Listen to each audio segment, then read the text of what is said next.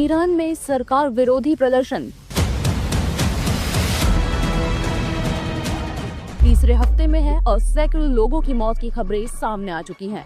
Iran के हालात पर अमेरिका की तीखी प्रतिक्रिया आई। डोनाल्ड ट्रंप ने कहा कि ईरान ने रेड लाइन पार कर ली है। पश्चिम एशिया में तनाव बढ़ गया और आगे के कदमों पर पूरी दुनिया की नजरें टिकी हुई हैं।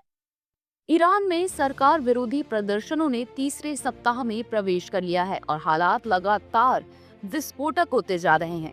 मानवाधिकार संगठनों के अनुसार अब तक 500 से ज्यादा लोगों की मौत हो चुकी है और 10,000 से अधिक लोगों को गिरफ्तार किया गया। इसी बीच अमेरिका के राष्ट्रपति डोनाल्ड ट्रंप के तीखे बयान ने हालात को अंतर्राष्ट्रीय संकट की ओर धकेल दिया है। ट्रंप ने कहा कि ईरान ने प्रदर्शनकारियों की हत्याओं के जरिए रेड लाइन पार कर ली है और अमेरिका अब कड़े विकल्पों पर विचार कर रहा है। ये कहानी शुरू होती है ईरान की उन सड़कों से जहां महीनों से महंगाई, बेरोजगारी और आर्थिक बदहाली के खिलाफ गुस्सा पनप रहा था। धीरे धीरे ये गुस्सा केवल आर्थिक मुद्दों तक सीमित नहीं रहा, बल्कि सीधे शासन व्यवस्था के खिलाफ खुली चुनौती बन गया। तेहरान, मशहद, इस्फहान और कई अन्य शहरों में लोगों ने सरकार विरोधी नारे लगाए, जिसके जवाब में सुरक्षा बलों की भारी तैनाती कर दी गई। इंटरनेट बंद कर दिए गए, मीडिया पर सख्त नियंत्रण लगाया गया और पूरा देश एक तरह से अघोषित आपातकाल की स्थिति में पहुंच गया।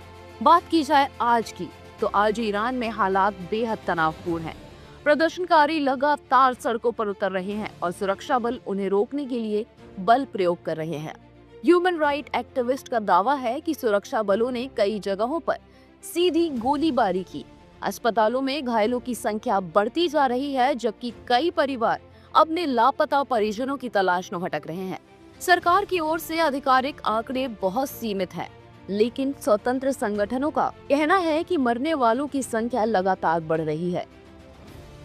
इस पूरे आंदोलन की चिंगारी आर्थिक संकट से भड़की, लेकिन आग तब लगी जब सरकार ने असहमति को दबाने के लिए हिंसा का रास्ता अपनाया।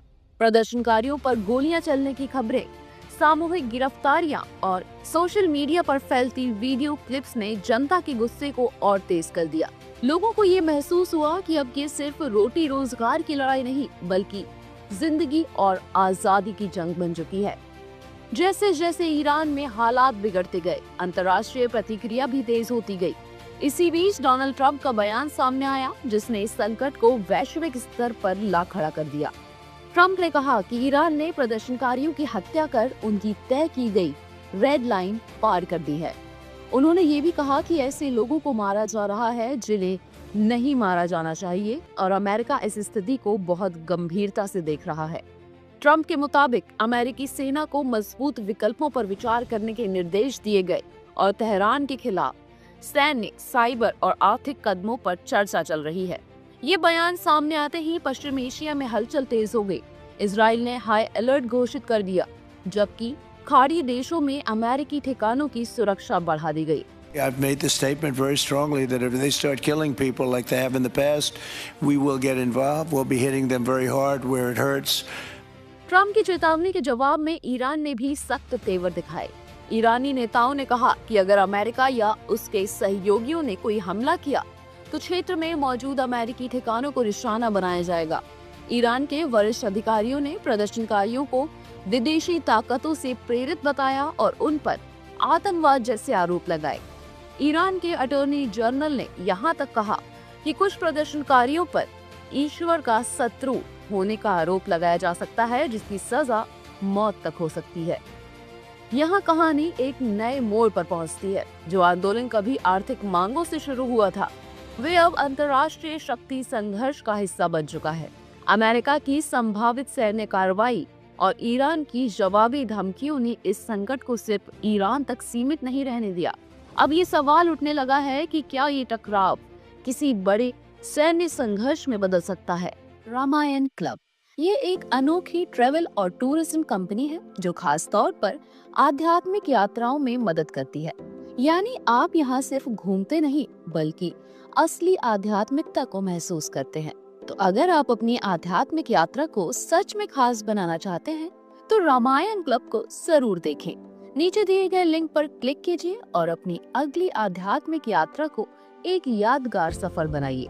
चलिए अब वापस चलते हैं हमारी कहानी की ओर। रामायण क्लब ये एक अनोखी ईरान पश्चिम एशिया की एक अहम ताकत है और यहाँ की अस्थिरता पूरे क्षेत्र को प्रभावित कर सकती है।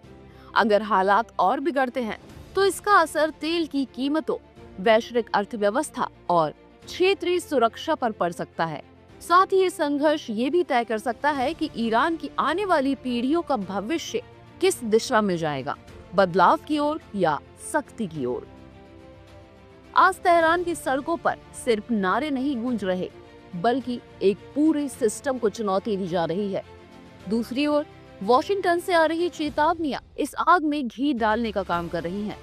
सवाल सिर्फ ये नहीं है कि ईरान में क्या होगा, बल्कि ये भी है कि क्या दुनिया एक और बड़े टकराव के करीब पहुंच रही है।